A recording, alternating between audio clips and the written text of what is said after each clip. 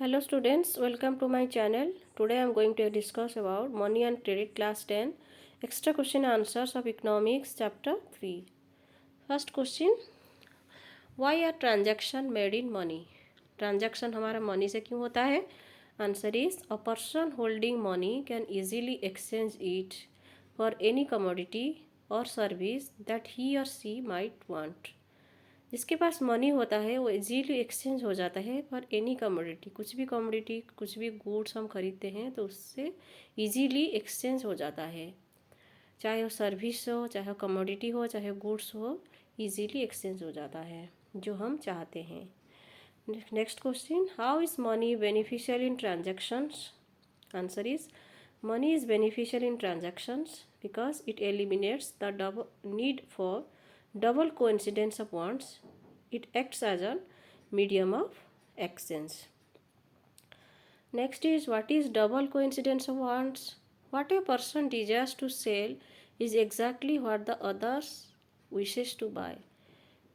A person का Dzire जो होता है सेल करने के लिए वही पर्सन का एग्जैक्टली इक्वल हो जाता है अदर क्या चाहते हैं बाय करने के लिए, परचेज करने के लिए. उसको कहते हैं हम double coincidence of wants. Next is, what is barter system? When goods are directly exchanged for goods and there is no use of money. जब goods exchange हो जाता है goods में, सपोज कोई wheats अगर exchange करना चाहता है राइस को, उसमें मनी की कोई टर्म नहीं होता है. when there is no use of money, then it is called barter system. Next is, why one cannot refuse a payment made in rupees in India? Answer, one cannot refuse a payment made in rupees in India because it is accepted as a medium of exchange. So money cannot be refused as a medium of exchange because it is a medium of exchange. The currency is authorized by the government of the country. Next question, highlight the inherent problem in double coincidence of wants. Double coincidence of wants में क्या problem होता है? The inherent problem in double coincidence of wants is that both parties have to agree to sell and buy each other's commodities. तो inherent problem में problem ये होता है कि बोथ पार्टीज एग्री करते हैं सेल और बाय के लिए ईच अदर्स कमोडिटीज़ के लिए. Next question, what was the used as money in early ages in India? हमारा अर्ली एजेस में यूजेस ऑफ मनी क्या था? In the very early ages Indians used grains and cattle as money. Next question, which metals were used for making coins in India in later stages? तो gold, copper, silver coins were used. कौन कौन से metals use होता था हमारे coin making coin के लिए? Use होता था gold, copper and silver, which coins are used for the later stages for making coins in India. Next question, what does modern form of money include? Modern form of money क्या होती है? Modern form of money includes currency. उसमें currency आ जाता है which is paper, notes and coins. Next question, does modern currency have any use of its own? Modern currency का कुछ use होता है अपना. Unlike the things that are used as money earlier, modern currency is not made of precious metal. Modern currency में कोई precious metal use नहीं होता such as gold, silver, copper जो पहले यूज होता था मेटेलिक कॉइन में. And unlike grain and cattle, they are neither everyday use. So the modern currency is without any use of its own. इसका कोई अपना यूज नहीं है, वो खाली एक्सचेंज के लिए यूज होता है. Next question, why is modern currency accepted as medium of exchange? It is accepted as a medium of exchange because the currency is authorised by the government of the country. Because वो जो currency है वो authorised होता है हमारा government of the country से. Next question, in India who is authorise to issue notes and currency? तो कौन ऑथराइज होता है नोट एंड करेंसी को इशू करने के लिए? In India Reserve Bank of India issues currency notes on behalf of the central government. तो Reserve Bank of India जो होता है वो इशू करता है करेंसी नोट्स को on behalf of central government. Next question, what are demand deposits? Demand deposits क्या होता है? People deposit their money in the bank as it earns interest. People क्यों डिपॉजिट करते हैं मनी को? Because it earns interest, interest मिलता है। Since the deposits in the bank accounts can be withdrawn on demand, तो हमारा demand के हिसाब से हम इसको विथड्रॉ भी करते हैं बैंक अकाउंट में। These deposits are called demand deposits. Next is what is a check? Cheque किसको कहते हैं? A check is a paper instructing the bank to pay a specific amount from the person's account to the person on whose name the check has been issued. ये check एक paper होती है, उसमें instruction दिया जाता है bank को कि इतना स्पेसिफिक अमाउंट, सपोज 100, 200, 1000 जो भी है, वो कटता है पर्सन से अकाउंट को, अनदर पर्सन जहाँ जिसका नेम होता है उसी के अकाउंट में ये ट्रांसफ़र हो जाता है।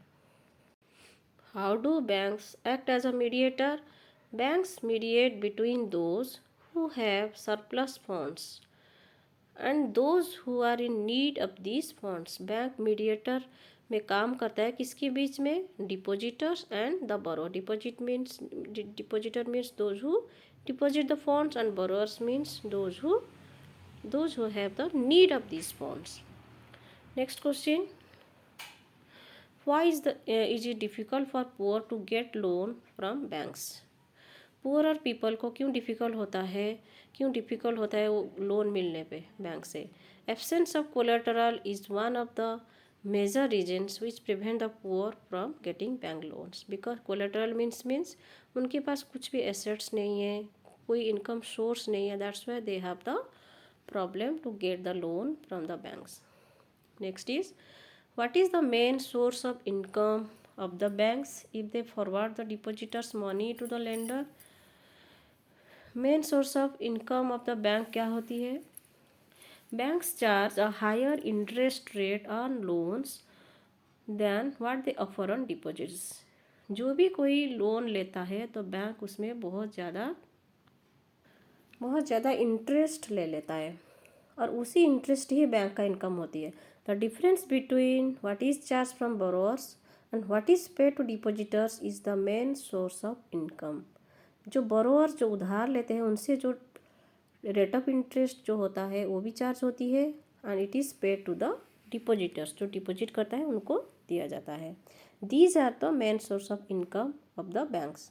Next question, what is credit? Credit means loan. It refers to an agreement in which the lender supplies the borrowers with money, goods or services in return for the promise of future payment. ये एक loan होता है, agreement होता है। Loan एक agreement होता है किसके बीच में? लेंडर और बोरोअर के बीच में। लेंडर सप्लाई करता है बोरोअर्स को, क्या सप्लाई करता है? मनी भी, goods and services, both in return कि ये future payment, it is the promise of future payment with interest. Next question, what do farmers in rural areas take loans for? farmers in rural areas में कहाँ से loan लेते हैं? farmers take loans for crop production which involves considerable costs on seeds, fertilizers, pesticides, water, electricity, repair of equipment etc. farmers loan इसलिए लेते हैं due to their crop production, like seeds का cost बहुत ज़्यादा इसलिए उनको लोन लेना पड़ता है। Fertiliser, pesticides, water, electricity and repair of equipment. What is a डेब्ट ड्राफ्ट? डेब्ट ड्राफ्ट क्या होता है? Credit in some cases pushes the borrower into a situation from which recovery is very painful. In some cases लोग तो loan ले जाते हैं, बोरोअर लोन ले जाता है, लेकिन ऐसे सिचुएशन आ जाता है उसमें से वो रिकवरी करना बहुत मुश्किल है, वो पेमेंट सही से नहीं करते हैं, उसको कहते हैं डेब्ट draft. Next question, what is credit? What is collateral? Collateral is an assets that the borrower owns such as land, building, vehicle, life stocks deposit with banks and issues this as a guarantee to a lender until the loan is repaid. Collateral एक assets होता है जो borrower के पास अपना होता है, such as land, building, vehicle, life stocks deposits with banks and uses this as a guarantee to the lender until the loan is repaid. जब तक लोन उसने पेमेंट नहीं करता है, लेंडर को तब तक वही गारंटी रखता है कि मैं अगर लोन रिपेमेंट नहीं कर पाऊँगा तो मेरे पास लैंड भी है, बिल्डिंग, ये सब चीज़ है। Next is what are the main terms of credit. Terms of credit क्या होती है, मेन टर्म्स ऑफ क्रेडिट क्या होती है? Answer is interest rate, collateral and documentation requirement and the mode of repayment together comprise what is called terms of credit. Next is what are informal sectors of loan. Informal sectors of loan क्या होती है? Informal sectors include money lenders, traders, employers, relatives and friends etc. Bank के अलावा कौन bank होता है? Formal. Informal sector क्या होता है? मनी लेंडर्स होते हैं, ट्रेडर्स भी देते हैं लोन, एम्प्लॉयर्स भी देते हैं, रिलेटिव्स भी देते हैं एंड फ्रेंड्स भी देते हैं। Next is what are the formal sectors of loan. Formal sectors of loan include all the banks and cooperatives. Formal sectors जो लोन देते हैं वो बैंक इंक्लूड होता है उसमें, और कोऑपरेटिव्स भी इंक्लूड होता है, कोऑपरेटिव सोसाइटी जो होते हैं।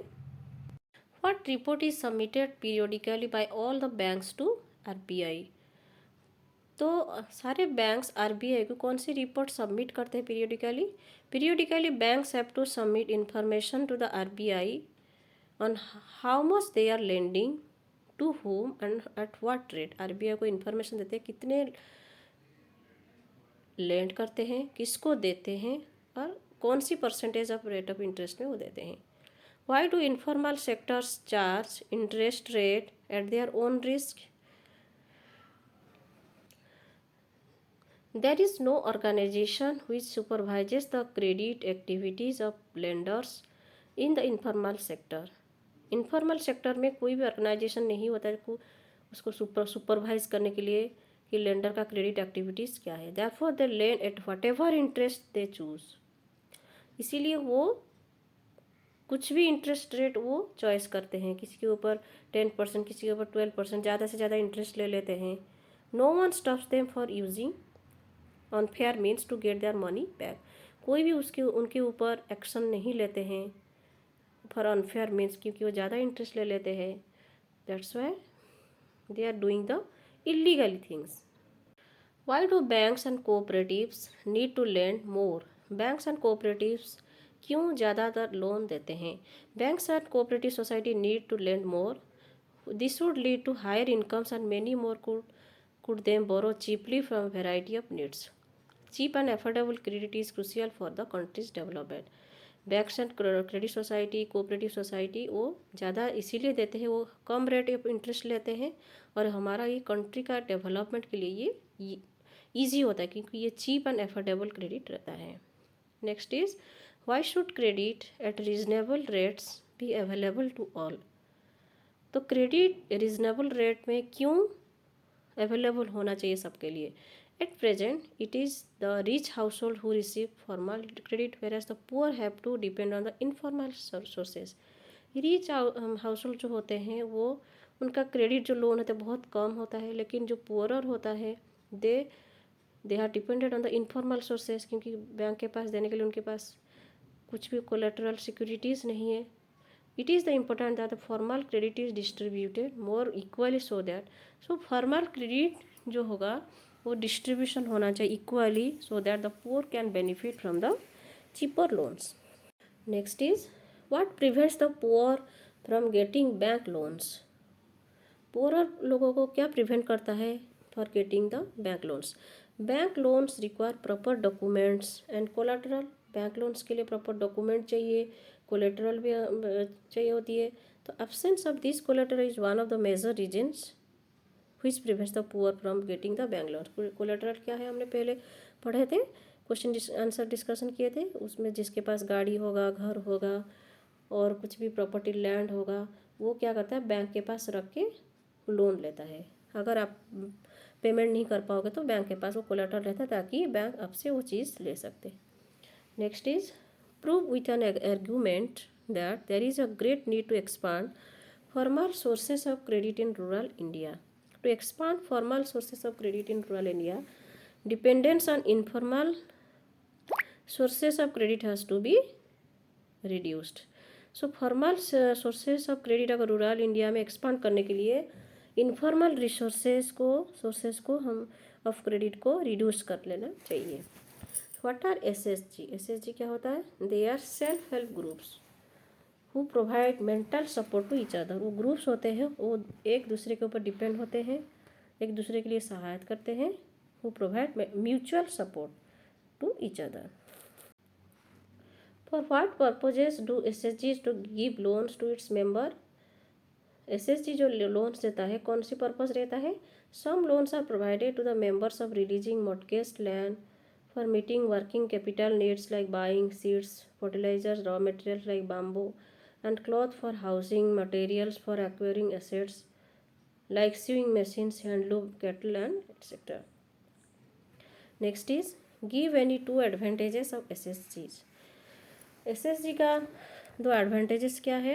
SSGs help borrowers overcome the problem of collateral. SSG borrowers को हेल्प करता है to overcome the problem of collateral. They can get timely loans for a variety of purposes and reasonable rate. Students, these are the extra question answers of this chapter. Hope you like this chapter best and you will understand this extra questions answer. Thank you.